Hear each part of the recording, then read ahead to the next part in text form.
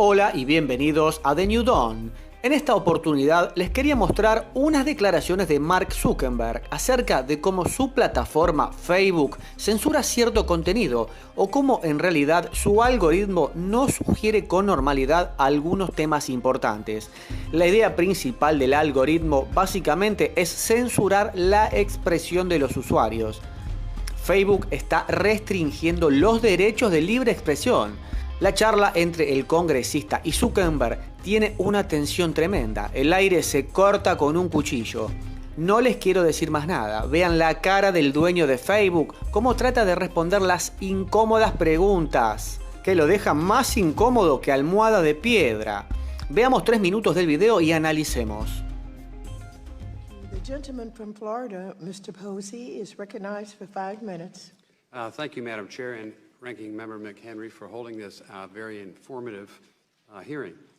For many of us, Facebook is a reality in our business and our personal lives.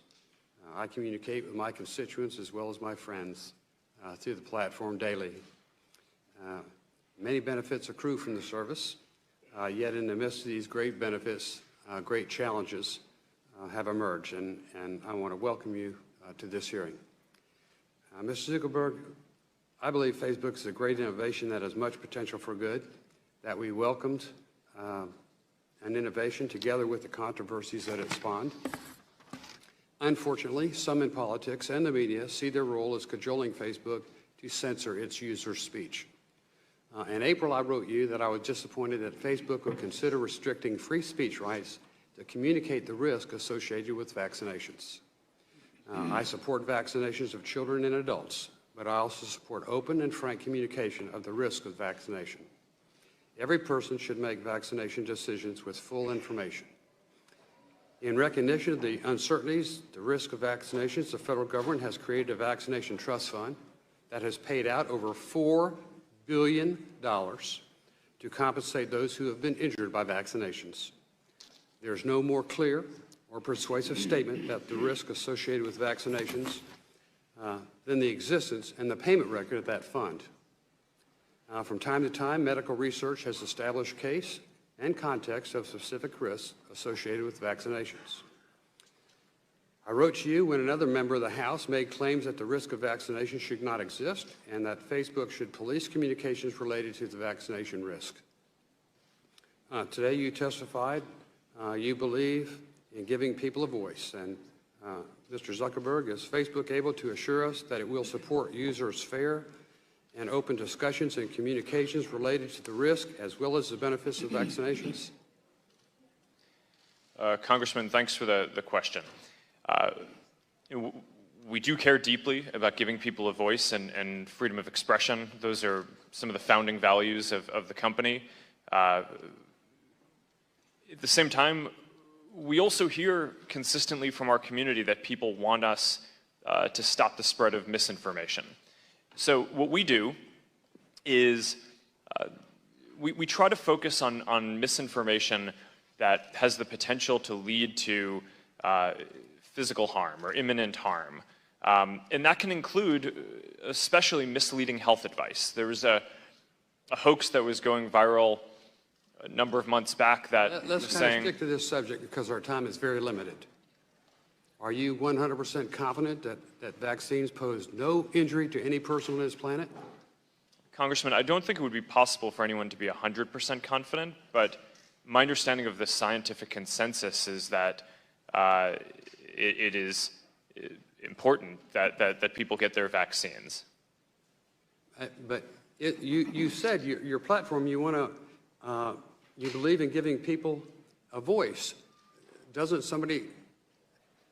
Shouldn't somebody have the opportunity to express an opinion different from yours? I mean, over $4 billion has been paid out by the fund. Over thousands of people. Don't you think people should be able to have information to make an informed choice? Congressman, I do. And that's why we don't stop people from posting on their page something that's wrong. But if someone wants to post vaccine, anti-vaccination content, or if they want to join a group where people are discussing that content, we don't prevent them from doing that. But what we do is we don't go out of our way to make sure that our group recommendation systems try to show people or encourage people to join those groups. Okay. We discourage that. Okay, well, how do you discourage it? Well, there are a number of different tactics. For example, if someone is typing in into the search results, into the search box, something that might lead to anti-vax content, we don't recommend anti-vax searches to them. If you type in the name of a group exactly, you can get the group. We're not going to hide it. We're not going to prevent you from joining it. But we're not going to recommend or go out of our way to show people content that would encourage people to join those groups. But Well, people can share that content many if of they the people harmed by this policy are in fact parents with disabled children, and I don't think we or you should be so quick to turn our backs on them. If you look at the statistics, I think you're making a bad mistake. Time has expired. I yield back. Thank you. Bueno, ¿qué podemos decir? Que Facebook desarrolla sistemas algorítmicos para censurar u orientar su contenido hacia donde el dueño de Facebook quiera no es ninguna novedad. De hecho, todas las plataformas hacen eso. Esta gente se olvida que hay derechos de la Constitución sobre la libre expresión.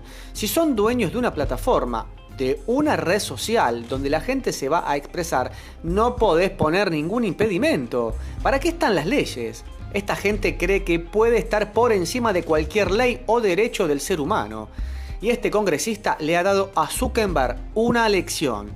La cara de incomodidad del señor Zuckerberg era notable, ni sabía qué responder o cómo buscar las palabras para por lo menos salir bien parado. Querido androide, te han dado una lección, espero que la aprendas. Esperemos que los derechos de las personas se respeten en las redes sociales, ya sea con este tema o con cualquier otro, y que la censura no sea el paso a la pérdida total de nuestra libertad de expresión. Les mando un gran saludo y nos vemos en el próximo informe.